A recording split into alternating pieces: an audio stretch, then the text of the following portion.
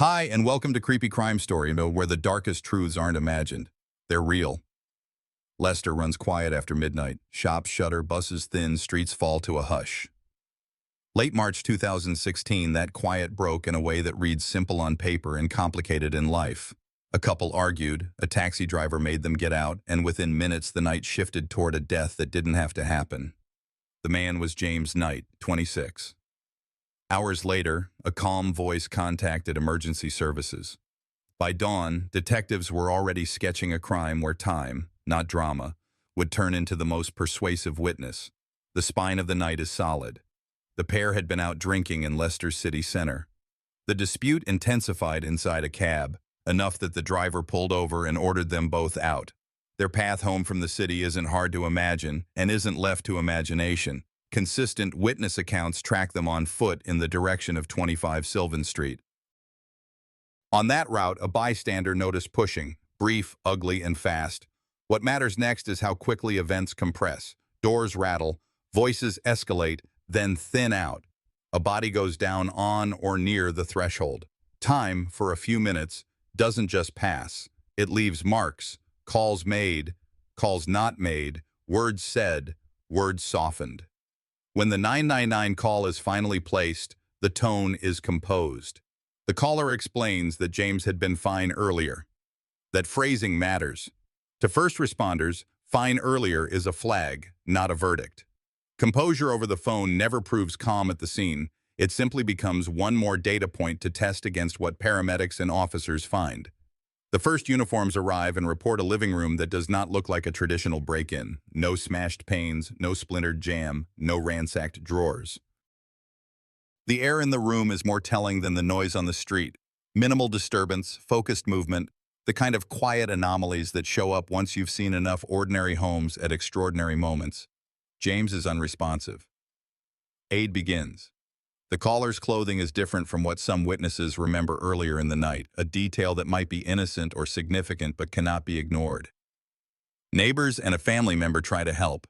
This part is human, messy, and familiar to any medic who's answered too many domestic emergencies after closing time. What's not familiar is how slowly the urgency seems to build for a medical crisis that's already in motion. Later medical findings will confirm a single chest wound capable of bleeding someone out internally in minutes.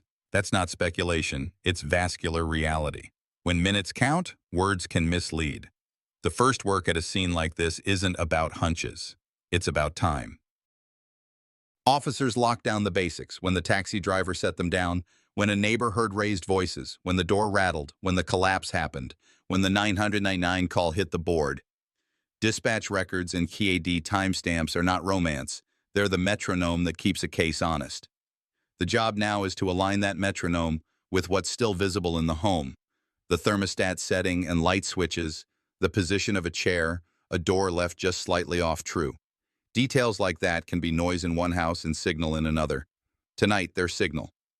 James is transported or triaged depending on what is possible in that moment. The treatment plan is constrained by clock and physiology.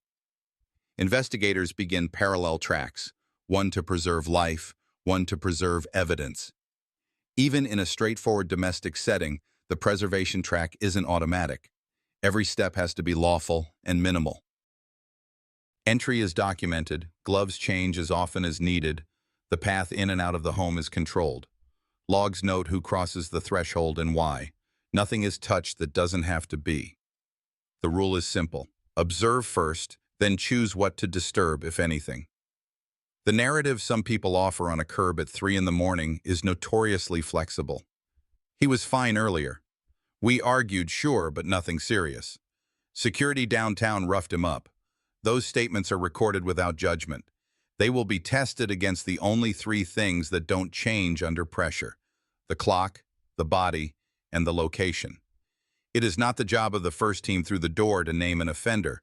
It's their job to keep the facts from evaporating. And one fact stands out early: no sign of forced entry. In a city of old doors and quick tempers, that's not unusual. In a case that will soon revolve around a single wound, it's a filter for everything that follows. Troublesome features emerge as the night turns to morning.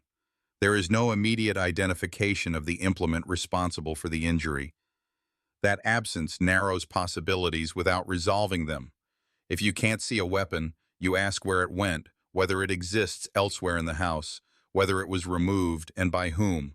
You don't answer those questions in Chapter 1. You mark them, because in procedural crime work, unknowns aren't holes in the story. They are placeholders for future facts. First response continues to document what matters most for the timeline.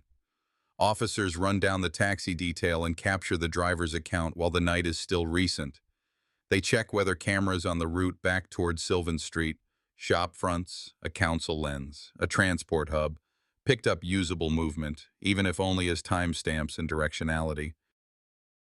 They knock the immediate ring of homes to gather ear-witness confirmation of a narrow window. Door rattling, raised voices, the moment noise fell off. When dispatch audio and neighbor statements agree within minutes, you don't celebrate. You check the statements again. The data align too cleanly.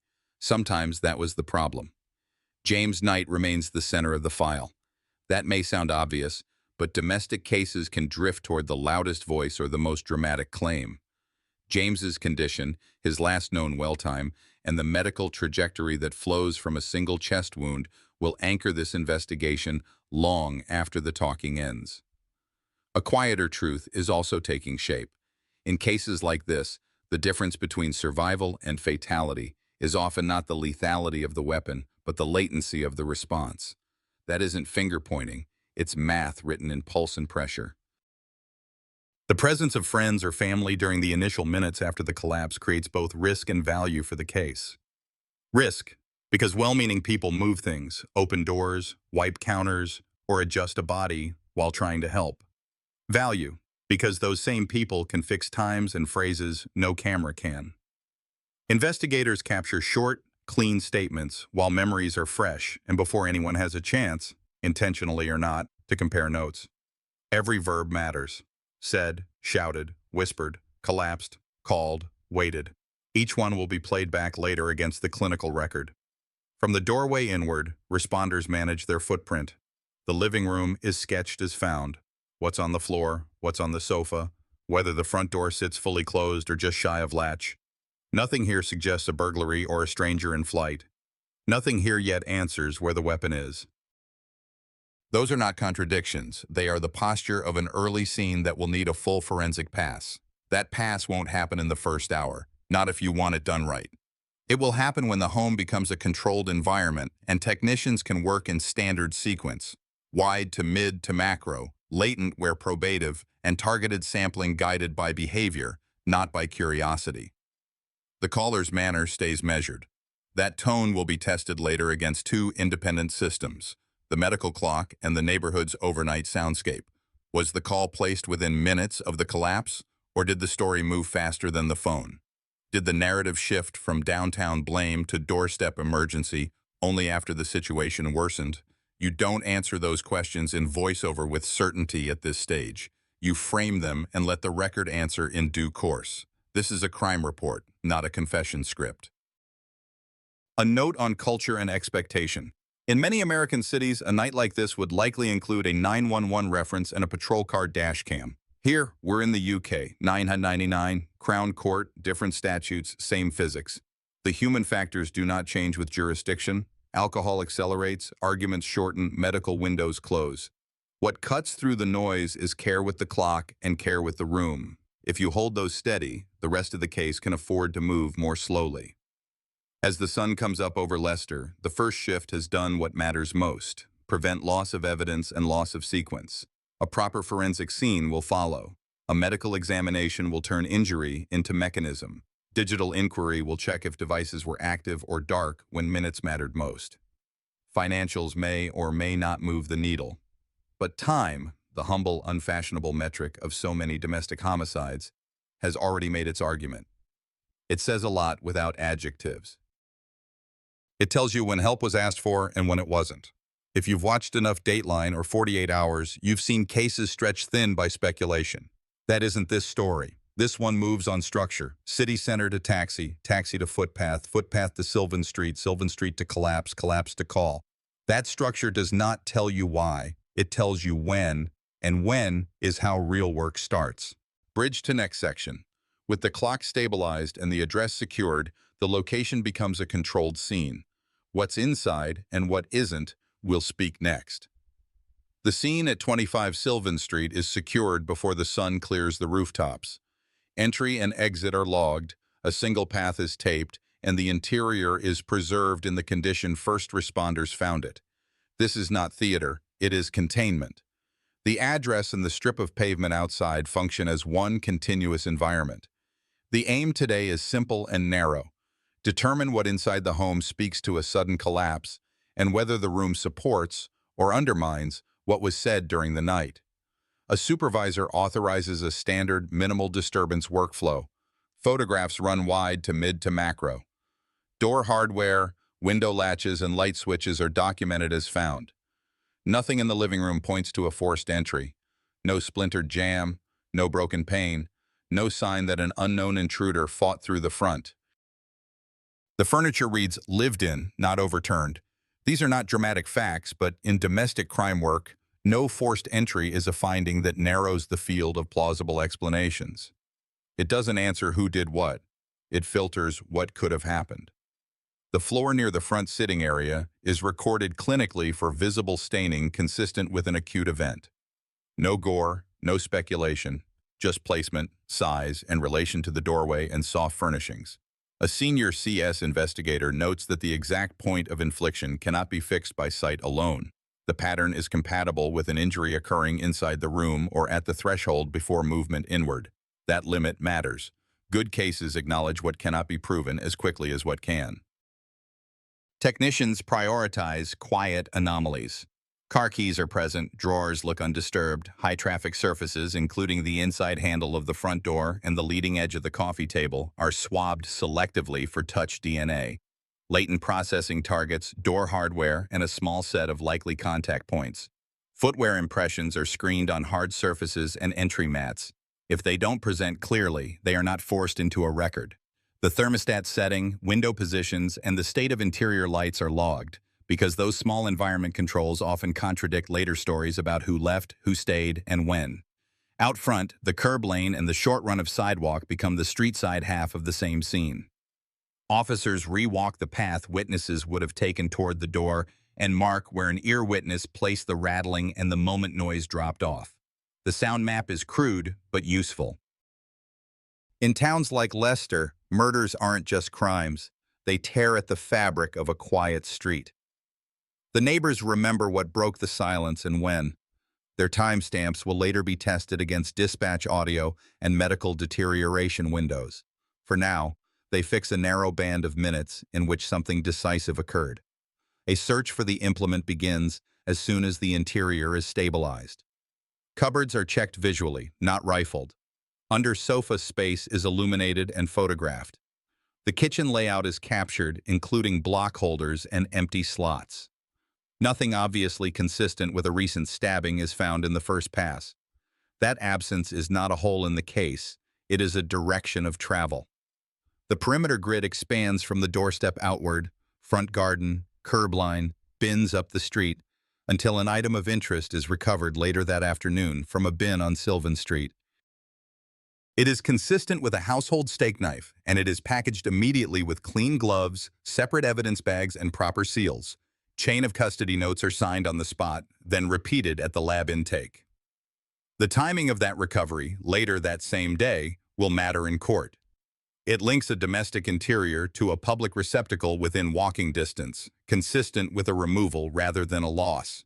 Inside the house, the flow of people is kept tight. Each entry is justified, each movement recorded. The front door is lifted for latent prints where probative. If developable prints appear, they are photographed in situ and lifted with labels that marry location, orientation, and sequence. If they do not, nothing is claimed that the chemistry won't support. Touch DNA swabs from the inside handle and a limited set of contact points are prioritized over indiscriminate sampling. Overcollection does not make a better case, it makes a noisier one. The working assumption is that probative surfaces are those most likely to have been touched while the injury occurred or immediately after, not every shelf in reach. The living room is diagrammed with measurements. Distances between doorway and sofa, between sofa and coffee table, between the apparent collapse point and the path of least resistance to the exit. These distances are not academic. They guide later questions about whether a bleeding person could have reached the door unaided, whether an assisting party would have left transfer on a specific surface, and whether the narrative of where people stood lines up with what the environment preserved. The data aligned too cleanly. Sometimes that was the problem. If the story says there was frantic aid, the surfaces should say so too. Beyond the immediate room, the kitchen is documented for knife storage, sink condition, and the presence or absence of washing implements and recently used cloths. If a particular knife slot is empty, it is photographed and measured. If the sink is dry and clean, that is simply recorded. It is not upgraded into drama. Where items are bagged, officers call out the bag number and location on video to avoid any later doubt about mix-ups. The staircase and hallway are scanned quickly to confirm the absence of disturbance consistent with a struggle in transit. Bedrooms are viewed for gross disturbance only. The scope stays tight. This is a targeted domestic scene, not a whole house fishing expedition. The exterior bin line is rechecked after the recovery of the knife. Adjacent bins are opened in the presence of an additional officer to verify there are no secondary items directly associated with the blade, cloth, packaging, or notes. None are logged in this sweep. CCTV canvassing is put in motion for the specific hours between the collapse and the afternoon recovery, aimed at identifying any person disposing of an object into that container. If no camera faces the bin, the canvas shifts to the nearest angle that could catch a person approaching or leaving the area. Even a partial capture, hood up, head down, can anchor a time and direction that will matter when device data arrives. Throughout, investigators avoid the temptation to retrofit the room to anybody's story. This is especially important in a domestic crime with a single lethal wound. A living room like this can be read a dozen ways if you want it to. The discipline is to let only three things interpret it: the clock, the body, and what the surfaces retained. Where those three converge, the case strengthens. Where they refuse to converge, the case turns because contradiction is often more informative than agreement.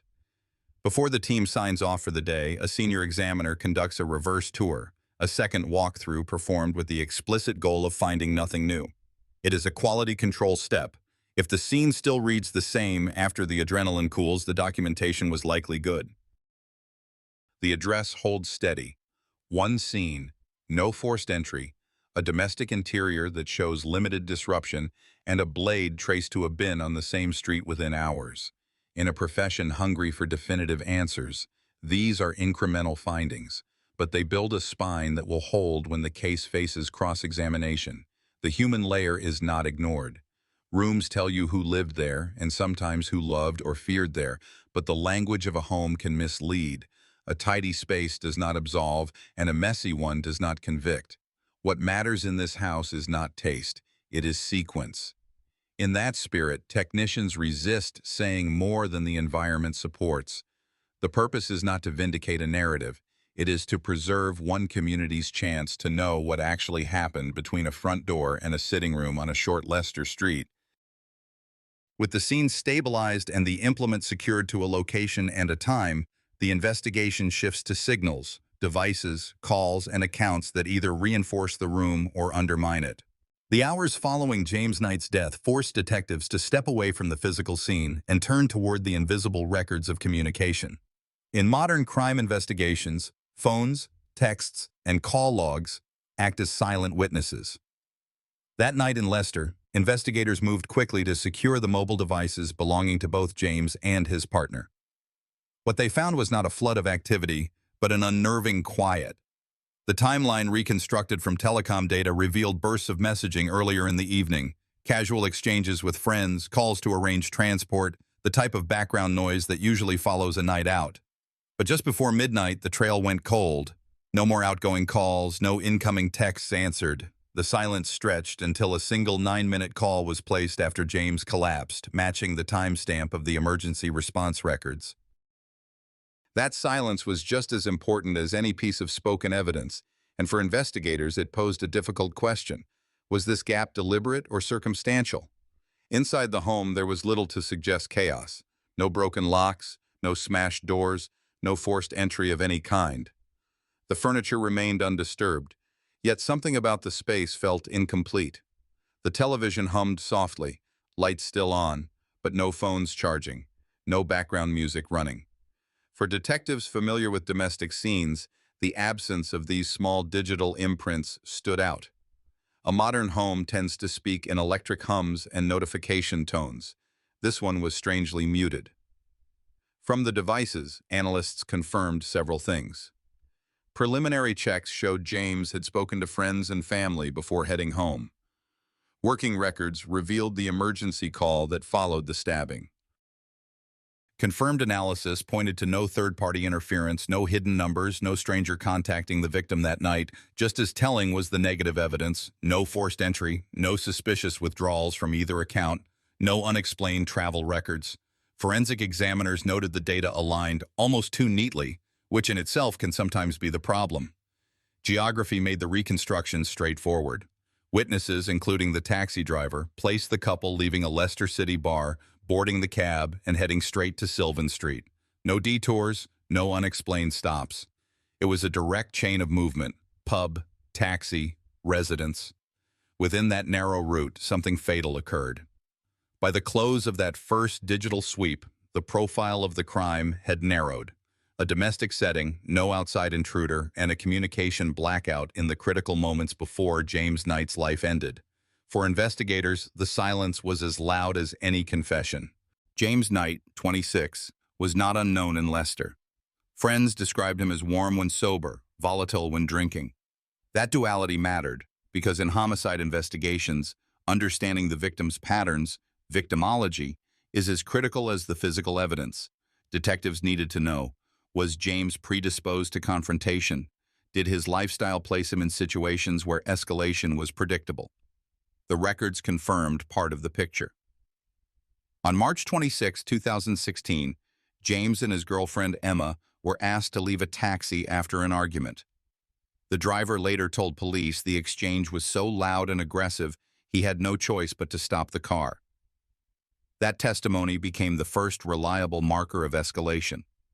Within minutes, the couple entered a home on Sylvan Street. Shortly after, James suffered a single stab wound to the chest. Toxicology tests revealed alcohol in James's system, aligning with witness reports of raised voices earlier that night. Friends later told investigators James often drank heavily and could shift from humor to anger quickly. Prior police contact involved only minor disturbances, but the pattern suggested vulnerability in conflict situations. Victimology framed James not as a passive bystander, but as a man whose own risk factors intersected with a volatile relationship. Inside the house, scene analysis showed no prolonged fight. Furniture remained in place. Investigators noted the absence of multiple injuries, concluding the attack had been sudden and decisive. That detail was vital. It indicated James was not engaged in a drawn-out struggle, but was instead overwhelmed by a single, fatal blow. The vulnerability was compounded by what followed. Emergency call logs confirmed a delay before medical help was summoned. For detectives, that delay turned survivability into certainty. James's family provided further context. His brother described him as worn down by the relationship yet unwilling to leave. That insight highlighted a common factor in domestic homicide: attachment and dependency. Victims often remain within unstable dynamics, underestimating how quickly arguments can escalate to violence. Neighbors had occasionally overheard rows. Friends gave conflicting accounts. Some claimed Emma feared James's temper. Others suggested James was the one feeling trapped. Police cataloged both sides, not to assign blame but to show the cycle of volatility. Procedurally, escalation is mapped in layers: background risk, immediate trigger, and outcome. For James, background risk came from alcohol use and an unstable relationship. The trigger was the taxi argument. The outcome was a fatal chest wound delivered within minutes of entering the house. That speed distinguished this case. There was no prolonged chase, no ongoing brawl, just words, then silence, then a collapse. Investigators stressed in their reports that James was not simply the victim of a stab wound. He was the endpoint of escalation visible in smaller conflicts that friends and neighbors had already witnessed. That finding shaped the case theory. It reinforced that the homicide was not random, not opportunistic, but a direct product of a deteriorating relationship. For the public, these details raised broader questions.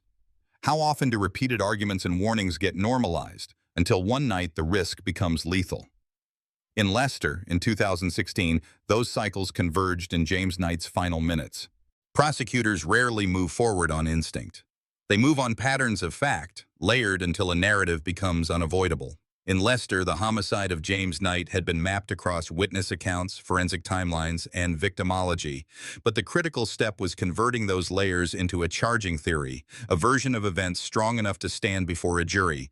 Detectives worked closely with the Crown Prosecution Service. Their task was not simply to show that James was dead, but to explain the circumstances under which he died. The stab wound itself was undisputed. Medical examiners confirmed a single penetrating injury to the chest. The question was intent. Did Emma-Jayne Magson mean to kill, or had the fatal outcome been reckless, perhaps even unintended? That distinction marked the line between manslaughter and murder. The starting point was the taxi driver's testimony. Independent and unconnected to either party, his statement about the loud argument carried unusual weight. It anchored the timeline just minutes before the homicide. Then came the medical records. James's wound trajectory suggested deliberate force. Pathologists told investigators the knife entered cleanly, piercing the chest wall at an angle consistent with a targeted thrust rather than accidental contact. For prosecutors, that finding shifted the case from ambiguity to intent. But evidence of intent must be corroborated. Prosecutors examined the minutes after the stabbing. Emergency call logs revealed a significant delay before 999 was dialed. The prosecution emphasized that delay as conscious behavior, not an immediate panic, but a window where the defendant had choices. In homicide charging theory, omissions can matter as much as actions. The absence of a timely call reinforced the suggestion of disregard for James's survival. Physical scene evidence also supported escalation. The lack of forced entry, the contained nature of the incident, and the absence of multiple injuries told a story of a private argument spiraling behind closed doors. Investigators documented these quiet anomalies, a home intact except for the man who never walked out. The neatness of the surroundings was not used to claim premeditation, but to highlight that nothing external intruded. This was not a street fight or a burglary. It was domestic, isolated, deliberate. Prosecutors also leaned on relationship history. Witnesses had heard arguments before. Friends testified James felt worn down, yet remained tied to Emma. The defense could argue mutual volatility, but prosecutors reframed it. Repeated conflict was not mitigation, it was escalation. Each prior dispute increased the foreseeability that violence could occur.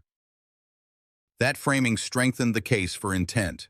The outcome was not an unpredictable accident, but the culmination of a cycle. Financial and digital checks revealed no outside threats, no sudden deaths, no rivalries, no unexplained contacts. Eliminating alternative suspects is a procedural cornerstone.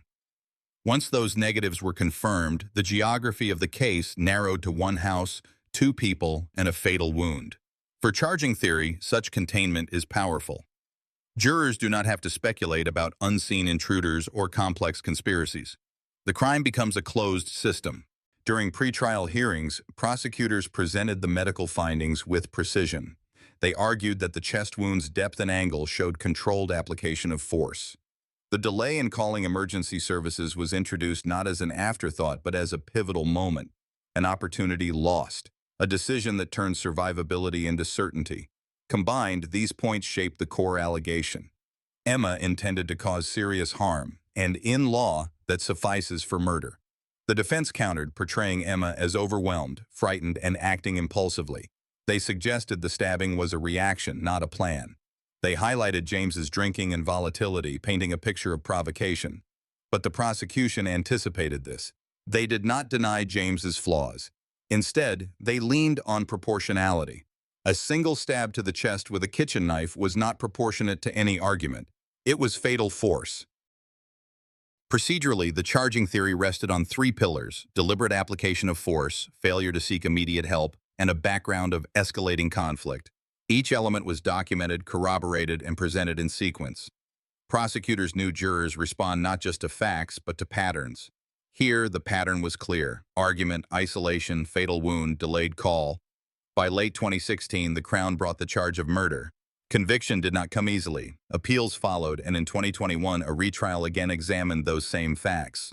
The persistence of the prosecution underscored their confidence in the theory. Forensic clarity had narrowed the case so tightly that alternate explanations could not sustain. The charging theory stage illustrates how homicide cases are built. It is never just about the weapon. It is about intent, choices, and context. Prosecutors in Leicester layered James Knight's final night into a story jurors could follow. From taxi to living room to courtroom, each fact became a stepping stone toward a verdict. When the trial opened at Leicester Crown Court, nearly 5 years had passed since the death of James Knight. By then, investigators had already locked down every minute of that night, every medical record, and every recorded statement. The courtroom became the stage where those fragments of evidence would be pieced into a single, unbroken chain of cause and effect. For the jury, the question was not whether Knight had died from a stab wound. That much was confirmed. The question was whether Emma-Jayne Magson, his girlfriend at the time, had acted in self-defense, or whether this was a deliberate act that escalated beyond control. The prosecution began by walking jurors through the narrow timeline. From the argument in the taxi to the walk back into the Leicester residence, only minutes had passed before Knight sustained the fatal injury. Paramedic logs were placed side by side with the eventual 999 call, exposing a gap between the time Knight collapsed and the time medical help was summoned. Prosecutors emphasized that delay as critical. The evidence showed that Knight might have had a chance of survival if help had been called sooner. The defense, in contrast, insisted the panic of the situation explained the hesitation. But jurors were reminded that panic does not erase responsibility. Photographs of the interior of the home, taken the morning after the incident, were displayed in court. They were not sensational images, but quiet, clinical captures of a small domestic space. What investigators had flagged as anomalies stood out. No forced entry, no signs of another person entering or leaving, nothing to suggest intrusion. The environment itself narrowed the field. This was not a random street crime or an opportunistic burglary. The violence had unfolded between two people who lived together, within the walls of their own residence. That detail underscored what investigators already suspected. The crime scene was sealed by intimacy. Forensic testimony from the pathologist became the backbone of the Crown's case. James Knight had suffered a single stab wound to the chest. The blade pierced deeply enough to cause rapid collapse, and within minutes his breathing had become labored. There were no defensive wounds on his arms or hands, no signs he had raised them to ward off the knife. That absence was presented as evidence that Knight may not have anticipated the attack. The weapon itself, a kitchen knife retrieved from the home, was introduced. Its dimensions matched to the wound track. DNA tests confirmed Knight's blood on the blade, with no foreign traces to point elsewhere. The defense did not dispute the physical match, but leaned on the claim that Magson had grabbed the knife in fear, reacting to a confrontation she believed put her in danger. Digital records added another layer. Call logs showed no outgoing attempts from Magson's phone in the immediate aftermath of the stabbing until Knight's condition was already critical. Investigators described this as a negative pattern. In cases of genuine emergency, frantic attempts to call for help typically appear within seconds. Here, silence stretched across those vital early minutes. That silence was reinforced by the testimony of neighbors who recalled hearing shouting earlier but receiving no call for help until much later. It was, the prosecution argued, not the behavior of someone acting solely out of fear. Geography tied it all together. From the late-night taxi ride through Leicester streets to the short walk back into the house, every movement had been mapped and cross-referenced. No unexplained journeys, no detours, no unknown third parties entering the chain. The geography of this case was compact, bounded by the city blocks around Magson's residence. That localization stripped away speculation about outside threats or mysterious strangers. What happened had happened within a closed circuit. A confined domestic geography with only two primary actors. The prosecution's charging theory was direct. Emma-Jayne Magson had committed murder. She had stabbed her partner in the chest following an argument, failed to seek immediate help, and provided inconsistent explanations in later interviews. The defense countered with the claim of self-defense, painting Knight as physically aggressive and Magson as trapped. They argued she had no history of violence and that the relationship itself contained volatility. But prosecutors emphasized intent did not require prior planning. It could form in seconds, in the heat of an argument, as long as the act was deliberate. And in their view, the single, precise wound to the chest was deliberate. As the trial moved forward, witness testimony highlighted both the fragility of relationships under strain and the risks of escalation. Friends of Knight described him as sociable but quick to temper. Friends of Magson described her as reserved but vulnerable. Jurors were left to weigh these personal accounts against the stark medical and forensic record. Character did not erase the physical evidence. The knife, the wound, the delay in calling for help, these were immovable. By the time closing arguments were delivered, the Crown had reframed the case not as an unfortunate accident but as a preventable crime. The defense asked the jury to consider fear, panic, and the unpredictable dynamics of human relationships. The prosecution asked them to look at the facts. In the end, the jury returned with a verdict of guilty for murder. Magson was sentenced to life imprisonment with a minimum term of 17 years. Her appeal, based on claims of unfair trial and insufficient consideration of relationship dynamics, was later dismissed. The conviction stood. The trial marked the final step in a procedural chain that began with a late-night emergency call in Leicester and ended in a courtroom years later. Every stage, the paramedics, the police investigation, the forensic analysis, the digital evidence review, and finally the jury's deliberation, formed a sequence that converged on one conclusion: James Knight's life had ended in minutes. The investigation, trial, and sentencing stretched across years, but they all returned to that moment inside the small home in Leicester. The case serves as a stark example of how quickly domestic arguments can escalate into fatal violence. It also underscores the role of forensic clarity in cutting through conflicting stories. A single wound, a timeline of minutes, and a delay in seeking help became the decisive elements. The jury did not have to imagine motives beyond what the evidence showed. The crime spoke for itself. Emma-Jayne Magson remains convicted of murder, serving a life sentence with a minimum term of 17 years. The crime stands as a reminder of how intimate violence leaves no mystery beyond its immediate facts, and how justice reconstructs those minutes with precision. When the gavel fell at Leicester Crown Court and the sentence was read aloud, the courtroom carried an almost clinical finality. Emma-Jayne Magson had been convicted of murder and ordered to serve a life term with a minimum of 17 years before parole could even be considered. For James Knight's family, the judgment brought legal closure, but it did not erase the sharp facts of what had happened inside that small Leicester home. The case was over in the judicial sense, but its impact extended far beyond the verdict. The immediate aftermath was marked by scrutiny. Media outlets across the UK carried the story, framing it both as a domestic crime and as part of a wider pattern of intimate partner violence. Commentators dissected the trial testimony, the forensic details, and the decisions made during the investigation. The public narrative was not about a mystery killer or an unsolved case. It was about a relationship that had collapsed in minutes, leaving one man dead and one woman imprisoned. The starkness of that reality kept the story in circulation long after the courtroom closed. Investigators, too, conducted internal reviews. Case officers revisited their procedural decisions to ensure that nothing had been overlooked. The evidence trail had held steady. No forced entry, no third-party involvement, a single knife wound matched to a household weapon. But reviews of domestic violence protocols highlighted something broader. Law enforcement training increasingly stressed that volatile relationships could escalate quickly and that frontline responders must be alert to warning signs. Magson and Knight's relationship had drawn police attention in the past for disputes. Those reports, while logged, had not predicted lethal escalation. The case became another entry in the national conversation about how agencies could intervene earlier in high-risk relationships. And from a forensic standpoint, the case set no new precedents. The evidence chain was straightforward. Pathology confirmed cause of death, DNA confirmed weapon match, call records and timelines supported the prosecution's argument.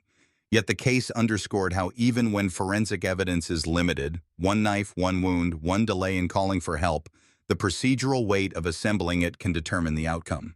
Jurors did not have to weigh competing DNA profiles or complex ballistic reports.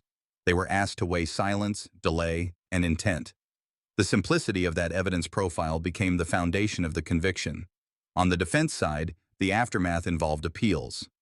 Magson's legal team challenged the conviction, citing arguments about psychological state, the context of the relationship, and whether jurors had been adequately instructed on self-defense. The Court of Appeal considered those arguments in 2021, but ultimately upheld the conviction. The appellate ruling reaffirmed the reliability of the evidence and the fairness of the trial process. It confirmed the sentencing order, cementing the case as final in the legal record. For the community in Leicester, the case left a quieter impact.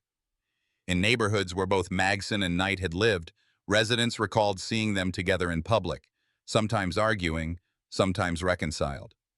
The contrast between ordinary public familiarity and the violence that erupted behind closed doors reinforced an unsettling truth. Domestic crimes rarely appear extraordinary until they culminate in tragedy. Community groups used the case as a reference point in campaigns raising awareness about intimate partner violence, especially in young couples. On a broader level, the Magson case fit into a rising body of domestic homicide reviews conducted across the UK. These reviews seek to identify systemic failures and recommend reforms. In James Knight's case, questions were raised about whether early interventions could have prevented escalation. Friends and acquaintances had described the relationship as turbulent, but none had predicted its fatal outcome. The review process did not find negligence, but did highlight how patterns of volatility can mask underlying danger. In forensic psychology circles, the case was discussed in terms of decision-making under stress. Magson had claimed panic, fear, and a sense of entrapment, but forensic testimony demonstrated that she had time to act differently, to de-escalate, to retreat, or to summon help immediately. The seconds and minutes following the stabbing became as important as the act itself. This distinction between immediate panic and sustained inaction was what jurors ultimately recognized. It was not only the knife wound, but also the delay that defined the crime. In terms of corrections, Magson began her sentence at a women's prison in England. Reports from correctional sources confirmed she was enrolled in mandatory rehabilitation and behavioral programs. While the justice system had secured a conviction, the long-term objective shifted toward management of offenders, reducing risks of reoffending, and preparing for eventual parole hearings. For James Knight's family, however, the correctional pathway offered little comfort. Their loss was permanent, while Magson retained the possibility of eventual release. By 2025, 9 years after the crime and 4 years after the appellate ruling, the case remains closed in the legal sense, but continues to be cited in academic and law enforcement contexts. It is referenced in training materials for officers handling domestic incidents, in lectures for law students examining homicide law, and in public awareness campaigns about relationship violence. The resonance comes not from sensationalism, but from the clarity of the record. The evidence chain never wavered, and the narrative never split into conflicting versions. That singularity is rare in criminal cases, where ambiguity often clouds outcomes. From a narrative standpoint, the trial and its aftermath reinforced one lesson. True crime does not always involve elaborate mysteries or unknown perpetrators. Sometimes, the most devastating crimes unfold in ordinary spaces, with familiar people, and the forensic picture is brutally straightforward. The Magson case is one such example. The investigation did not chase shadows or unidentified suspects. It followed a straight line from the emergency call to the knife to the courtroom, and it ended with a verdict that is held through every appeal. The broader societal takeaway rests in prevention. Law enforcement, social services, and communities continue to ask how to identify relationships at risk of escalation. The Knight Magson case cannot be undone, but it is studied in the hope that future tragedies might be interrupted before they reach the point of no return. That ongoing relevance keeps the case alive in professional circles, even as the legal system has moved on. In summary, the aftermath chapter does not alter the facts established in court. James Knight lost his life to a single stab wound inflicted during an argument with Emma-Jayne Magson. The forensic evidence confirmed cause of death. The digital record confirmed delay in seeking help. The jury confirmed intent by returning a guilty verdict. Appeals confirmed the conviction, and the sentence confirmed the long-term consequences. Nothing diverges from that chain. It is one case, one narrative, one ending. Emma-Jayne Magson remains incarcerated, serving a life term with a minimum of 17 years for the murder of James Knight. This crime illustrates how swiftly domestic conflict can escalate, how evidence anchors justice, and how communities continue to grapple with the aftermath long after the verdict. The retrial of Emma-Jayne Magson in 2021 closed the case with finality. Despite new psychiatric evidence offered by her defense, the jury concluded that her actions the night James Knight was stabbed were deliberate. The Crown Court reaffirmed her conviction for murder, sentencing her to life with a minimum of 17 years before parole. For James Knight's family, the retrial prolonged grief, but provided confirmation. Responsibility for his death lay with Magson. The ruling underscored how intimate relationships can turn fatal in moments of conflict, and how claims of diminished responsibility must be weighed carefully against forensic evidence, medical reports, and behavior after the act. The case has since been studied in the UK as an example of domestic homicide where one violent incident ended a relationship permanently. It reminds both legal professionals and the public that lethal violence often erupts in private spaces without warning. Emma-Jayne Magson remains in prison, serving life with a minimum of 17 years for the murder of James Knight. This crime remains a stark example of how domestic conflict can escalate to irreversible tragedy. When I look back at this case, I'm reminded of how fragile life can be and how one decision in a moment of anger can end everything. James Knight lost his future in an instant, and Emma-Jayne Magson lost her freedom just as quickly.